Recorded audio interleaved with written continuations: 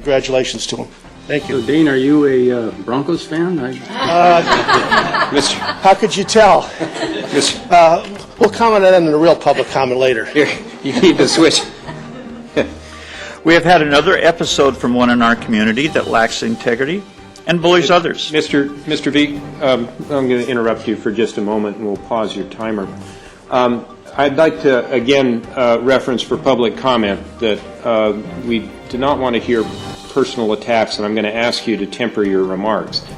The public comment period for items on the agenda are for matters that are within the subject purview of this board, and basically those are the things that the board might make decisions. So, well, this is pretty interesting. I think we're once again being censored as the public.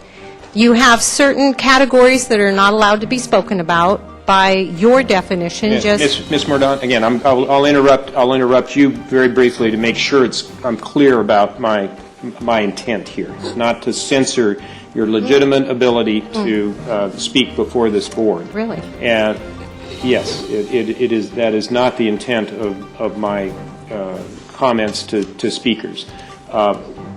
It's very clear in the Brown Act what the purpose of public comment for items not on the agenda is, and that is to speak to the board on items within its purview. I'd just like to say that a C head, and everybody says, what's a C head? Well, hey, you got the cheese heads? Why not the C heads? Seattle Seahawks. So I think the C heads will give the Denver Ponies C legs, and they will lose. So thank you.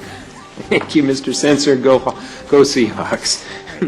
I am Julie Tacker. I live in San Gibson Obispo County, where the Super Bowl is in your purview, but the conduct of a colleague is not.